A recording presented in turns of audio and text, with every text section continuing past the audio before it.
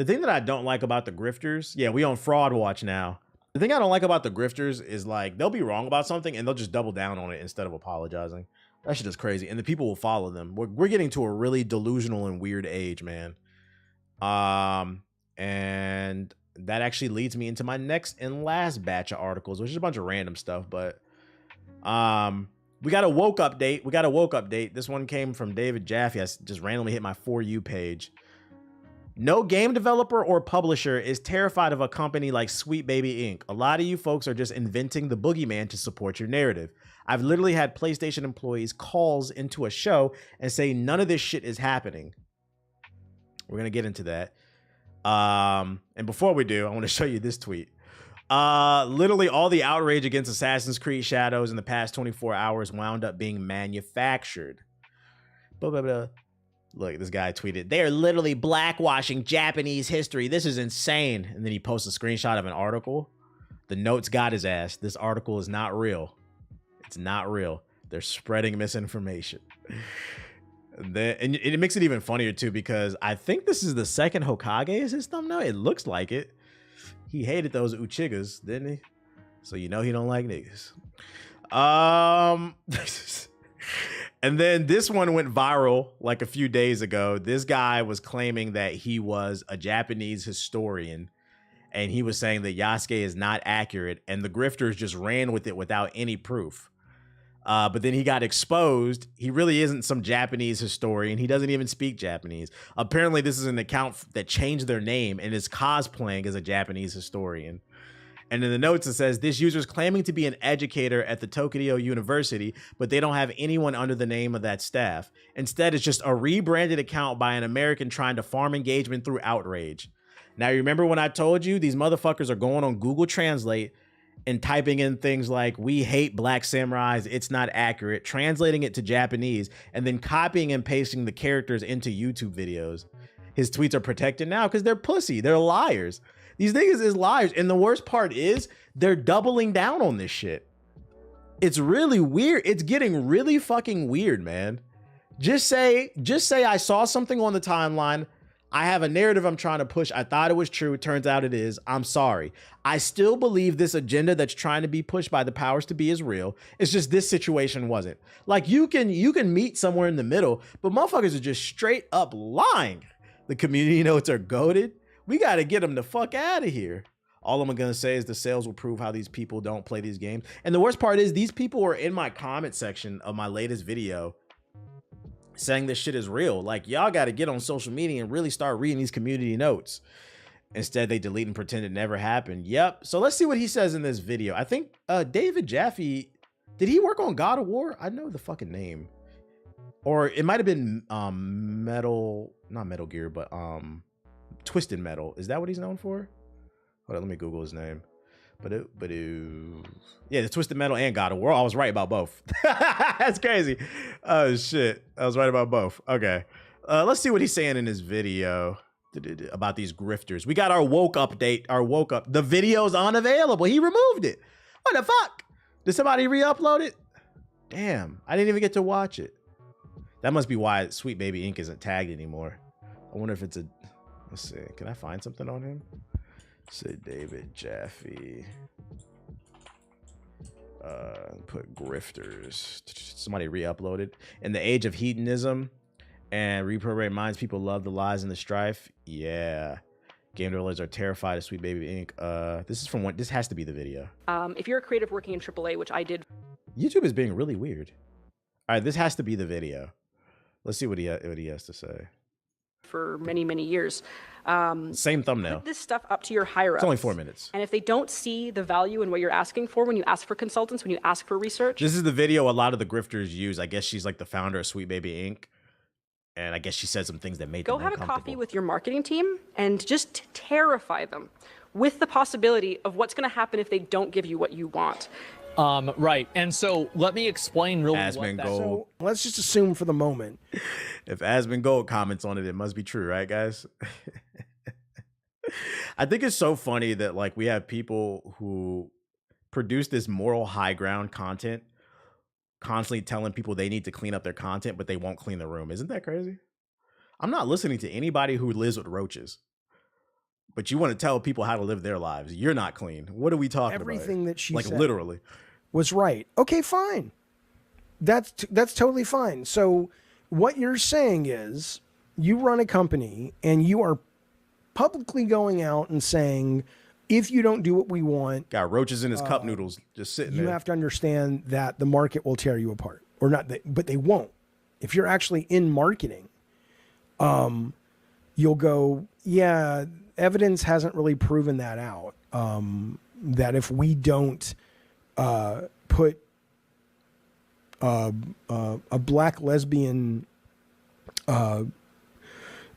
Asian, Jewish, Muslim, My man's checking off all the boxes in the game, maybe there'll be a little bit of a tempest in a teacup that you guys will engineer on social media, but it's not going to matter. Do you know how I know it's not going to matter? Do you know how the marketing guys, who actually are much more privy to the figures than I have, it's not going to matter? Because the number one game last year was also the number one game that the progressive left, of which I'm a proud member of, was Harry Potter. And it was the game that the progressive left said, don't buy this, boycott this because of J.K. Rowling. Boy, they really and it was the best-selling game of last year. terrified that Warner That was probably one of the greatest boycotts we've ever witnessed. Brothers marketing, didn't they? They terrified them all the way into having the number one game because it doesn't move the needle, guys. You're not the majority. It wasn't Harry Potter, Hogwarts Legacy. Stop. Don't do that. Don't do that. Don't do that. It was a Harry Potter game. Yes, Harry Potter wasn't in it. It was in the Harry Potter. Well, actually, don't do that. Just like the people when we looked at the sales figures for it's not Dragon Ball, it's the Cell Saga. It was all about Gohan. Stellar Blade. It's done okay. It's not even in the top 40 anymore. It's not even in the top 10 in the UK. But yeah, watch it's it. not even in the top 10 in America. I don't know. I'm just trying to see what's his take on it. He put out a tweet talking about how the outrage is fake or something. I don't know. So See, game developers are not terrified of Sweet Baby. there are people that like that kind of stuff. Basically, he's saying that people are faking, like, because the way the grifters are presenting this information, they're making it seem like, because there's an article going around that Sweet Baby Inc. is extorting Wukong, their developers. So they're going around basically saying that this consulting company is just going to like every game developer and like extorting them, making them change their game and their script. And like it's a crazy like just conspiracy going on. And like there's been tons of evidence that's proving this isn't true. Not to say that they haven't had some negative influence or something like that, but they're blowing it out of proportion. Yo, shout out to the Monstars with the sub. Appreciate it. But to act as if you are speaking for this massive The great DEI conspiracy. people on either side, Suicide Squad did not die because it was woke. That is dumb. Just as much as It died because it wasn't good. Spider-Man 2 didn't succeed because it was woke. That's just dumb. I played... Do you think they don't know enough, TBH? No, the better question is, do you think they care? It's not about whether... Yo, niggas stormed the Capitol like a year or two ago, whenever that shit happened.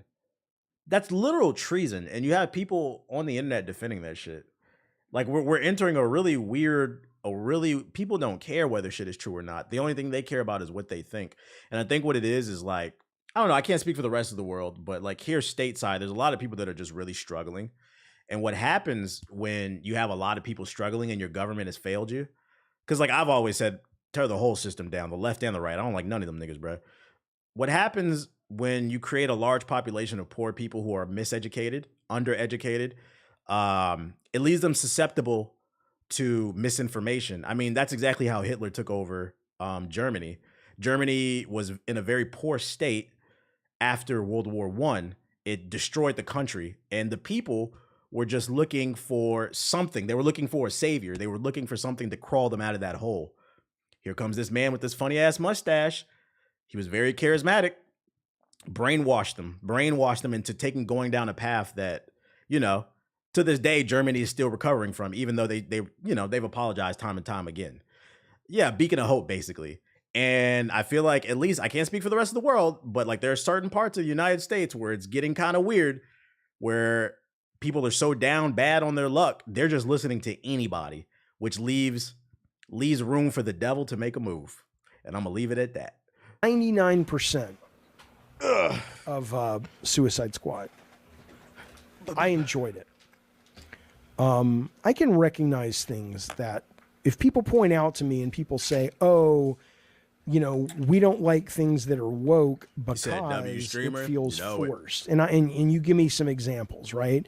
And you don't live in a city where a lot of that stuff is normalized. I could see you pointing out things in Spider-Man 2 or Miles Morales that maybe it's like, okay, that felt too on the nose versus just an organic inclusion.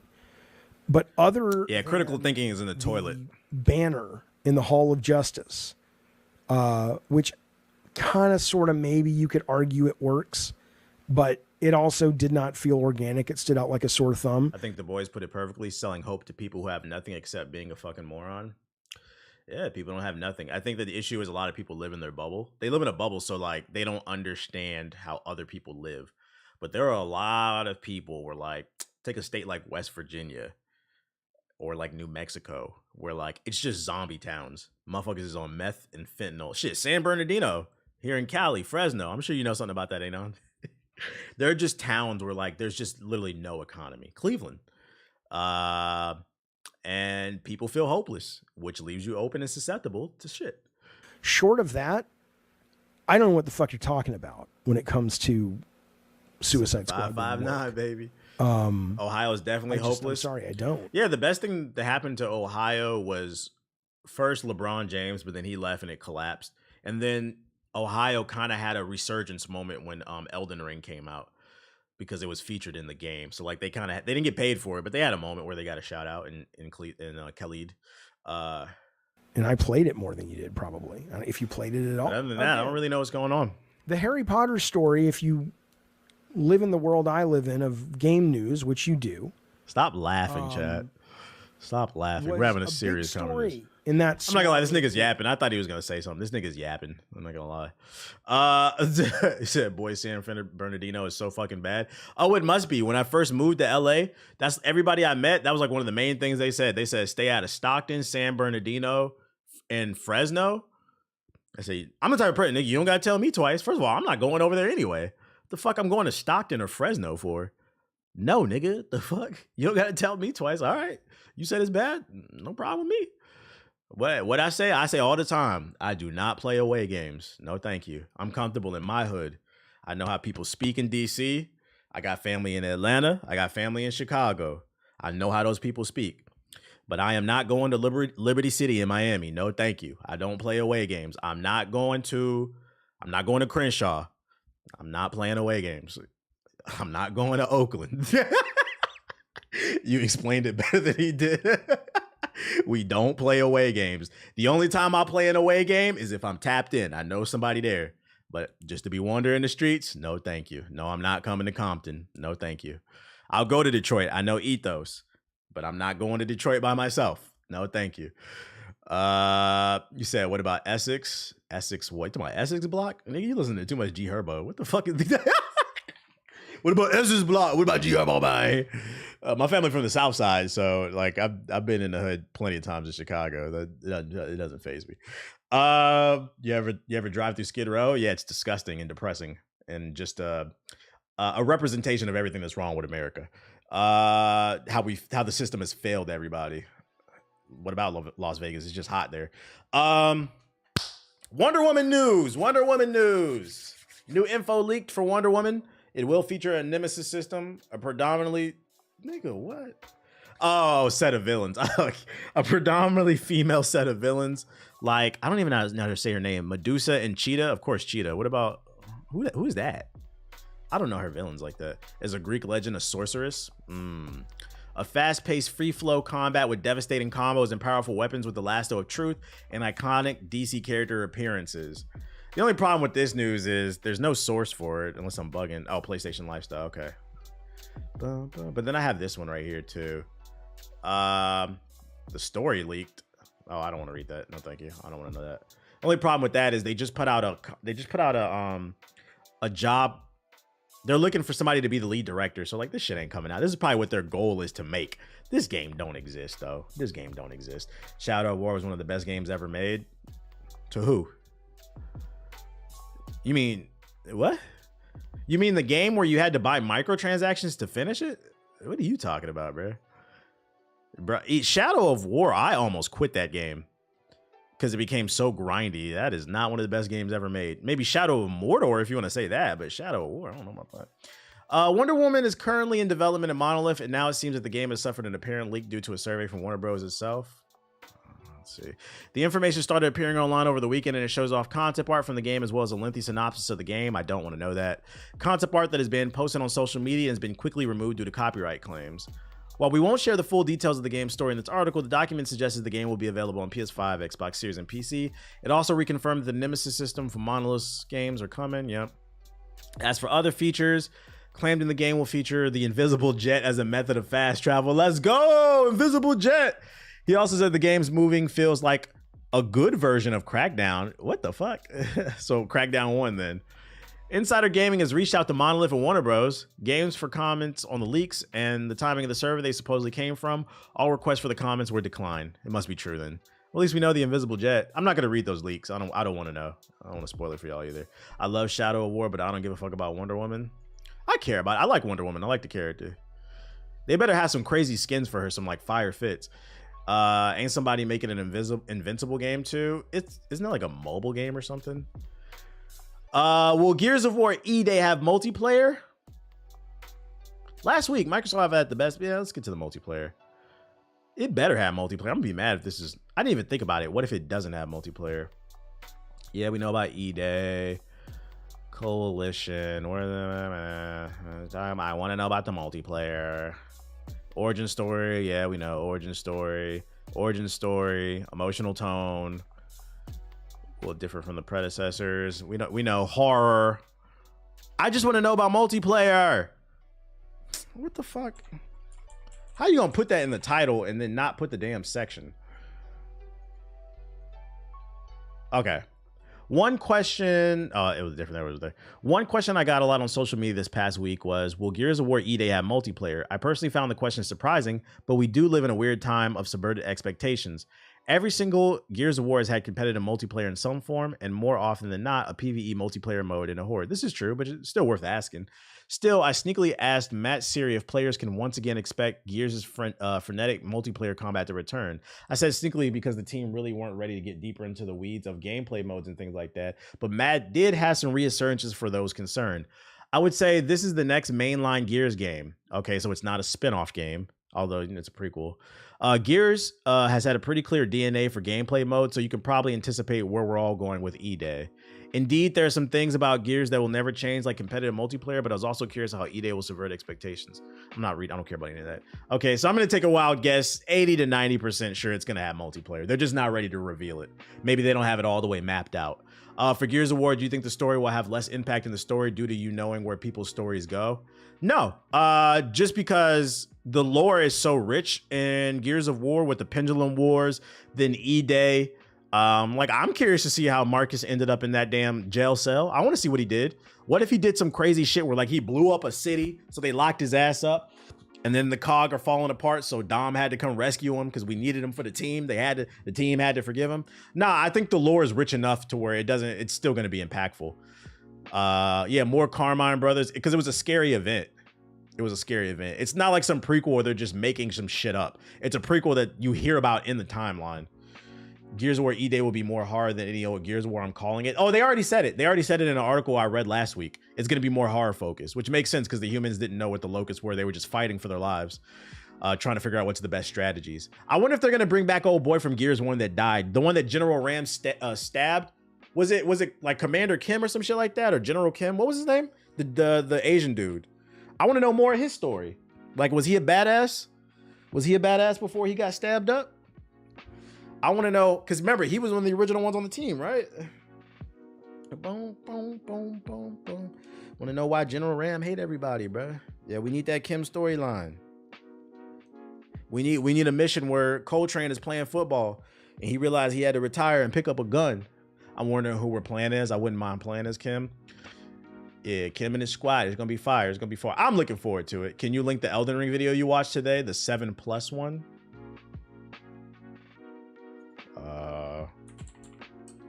Elden Ring review.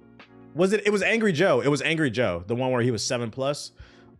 The in-game plus. Go to Angry Joe's channel. It's his latest video. Angry Joe. Black Ops single player campaign requires a constant internet connection. I ain't reading this shit. You read the headline. Joe, if you don't got internet, which if you're in this chat, I'd imagine you do. But if you live in Cleveland, you might not be able to play Call of Duty this year. So just putting it out there for all my Clevelandites out there.